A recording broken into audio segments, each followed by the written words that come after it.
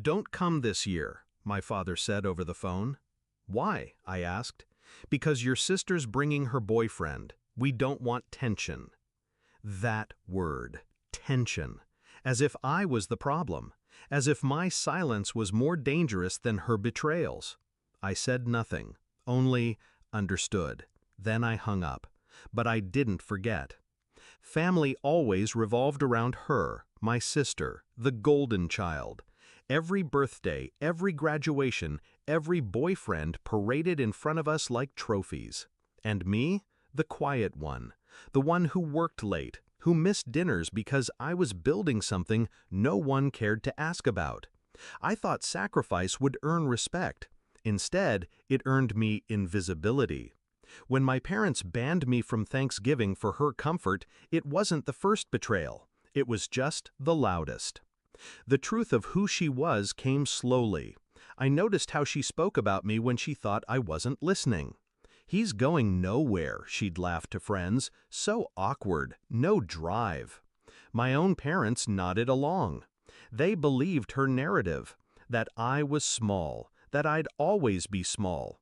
But while she was burning through men and money, I was burning through nights, coding, drafting, bleeding hours into something only I believed in. A company, my company, brick by invisible brick. The ban from Thanksgiving changed everything. I didn't rage, I didn't beg. I sharpened. I built faster, hired smarter, watched my idea grow into a structure too big to ignore.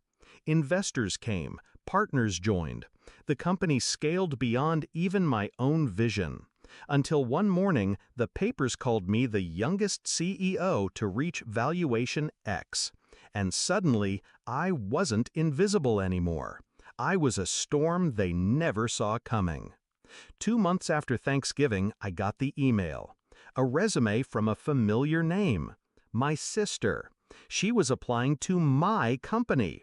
She didn't know who ran it, just that the brand was big, the salary bigger. I could have rejected her immediately. But where's the justice in that? No. Justice needed theater. The day of the interview, she walked into the boardroom all confidence and perfume. Smiling, rehearsed, ready to charm whoever sat across from her. And then she saw me. Her smile cracked, froze. The mask slid, but she forced it back. "You?" she whispered. I leaned back in my chair, calm, deliberate. "Welcome. Please, have a seat." Her hands shook. She sat. I asked her questions, basic, polite, but with each one I could see the panic rise. She hadn't prepared for me. She hadn't prepared for the possibility that the brother she dismissed as nothing now held her future in his hands. I didn't need to humiliate her. The silence between us did that for me. And then the door opened. 2 more guests stepped in. My parents. They'd come for a tour of the headquarters, invited by the PR team. No one thought to tell me the timing.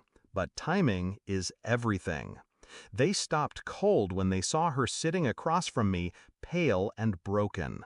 "What's going on?" my father asked. I met his eyes. "She's interviewing for a position at my company." Their silence was the sweetest sound I'd ever heard. My father's jaw clenched. My mother's eyes darted between us, the reality cracking her perfect image of who was superior and who wasn't. And my sister? She couldn't speak. The confrontation. I closed her resume, slid it across the table. "You're not a fit. This company values loyalty, respect, things you've never practiced." Her eyes filled, but I didn't stop. "This family chose to ban me from Thanksgiving so you could have your comfort.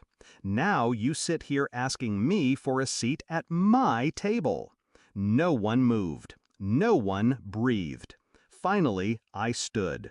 Interview over. Resolution. They left in silence. The power dynamic had shifted permanently. They could never unsee it. Later, my mother called, voice trembling, asking if we could start over. I let the call ring out.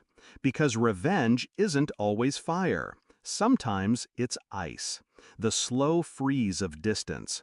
The quiet reminder that I no longer needed them, yet they now needed me. Betrayal doesn't just wound, it teaches. They taught me family can ban you when it's convenient. I taught them that silence can build empires. And when the moment came, when the tables finally turned, I didn't shout, I didn't gloat, I simply let them sit in the weight of their own choices. Justice isn't about revenge, it's about balance.